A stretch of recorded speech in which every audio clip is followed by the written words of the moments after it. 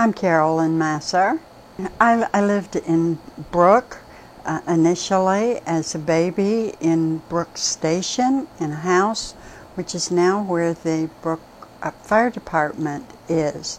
And that house burned down when I was 2 or 3, and the legend is that Mother took me by the hand and we walked up Brook Road to my maternal grandparents, the Schoolers, and we lived there until I was 7. At that time, my grandfather, Samuel T. Schooler, gave 7 acres of land to my mother, and it was adjacent to the Schooler farm, and my father built the house in the area facing Brook Road. It's now known as Edgewood. Memories of my family are that they were all very close. Over the years, my family, I have 6 children, and my family has become extended in various areas of the country. My memories of Brook and Stafford County are that family was all around. Our life was revolved around Old Andrew Chapel Methodist Church, and all the family participated there. I sometimes think about how did they get everybody together. No telephones, but everybody in the family, cousins, aunts, and uncles, were in close proximity. My paternal grandparents, William Stewart and Carrie, his wife, they lived in a farm which was less than a mile away, and I had one aunt growing up, Elizabeth Stewart, who taught me to play the piano, and she was married and later divorced and supported her parents the rest of her life. She called me Piggy, and since I was the only child in my family for 8 years, I guess I was doted on. I have 2 much younger sisters, Nancy, who's 8 years younger, and Annette, who's 11 years younger. She was born on my birthday. My father was too old to enlist in the draft, but he was a volunteer in the local militia. And I remember them having drills, coming to the armory for drills, and I particularly remember the blackout nights.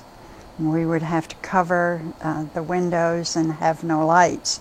Now, it's not like there were a lot of lights anyway in our neighborhood.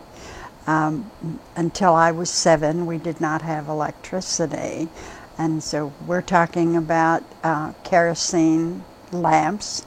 But even those had to be completely out on the nights of the blackouts. I remember rationing when various products were scarce and limited. As a result of that, the cannery was built on the Stafford High School property, and there was a resurgence in canning, actually in aluminum cans. My family had always canned in mason jars, but the rationing it did lead people to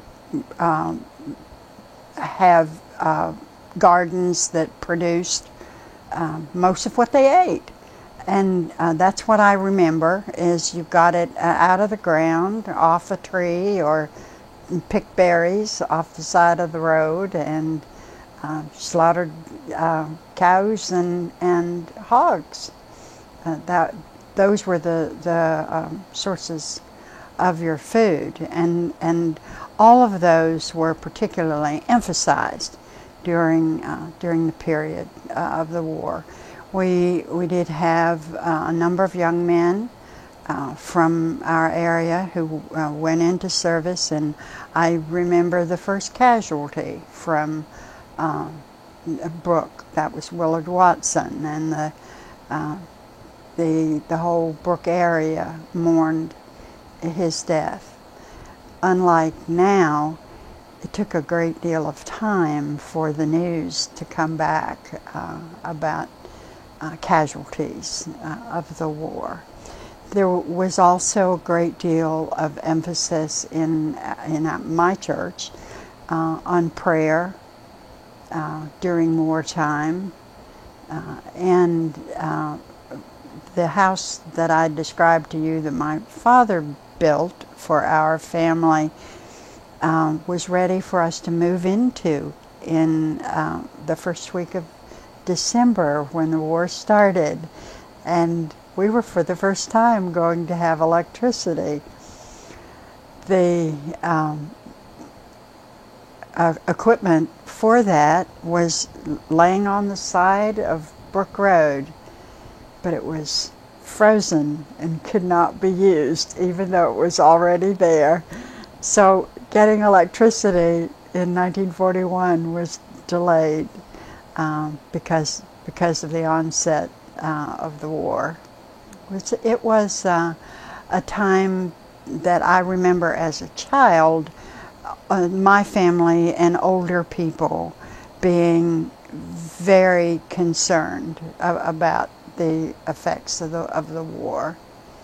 And also remember listening to the radio about various events and news broadcast, and that was unique. I don't remember personally being afraid. I view myself as having been a very, very protected, very, very loved and cherished child, and very safe, I think, just based on my family connections. Yes, I have a letter from Captain Thomas Payne, who was a pediatrician in Fredericksburg. His office was down on Water Street, at the end of Water Street, as a matter of fact. And he was in World War II, and apparently I wrote him a letter. And he replied to it February 24th, 1943. He says, "It was a great pleasure to receive your nice letter. It was written so well that if I hadn't known you were 8 years old, I would have thought you were much older. It is fine to hear you've been in good health this winter." He's still thinking about me as the patient. "Keep it up and be diligent with your music. Later in life, it will be a great deal of pleasure to you and all your friends. You have so much to be thankful for, being an American. Over here I see many children with no clothes but old rags, and not many of those. Many children have no shoes for the coldest weather, and some of the Arab huts where they huddle together at night to stay warm are not nearly as good as your father's sheds for the chickens and other farm animals. A good many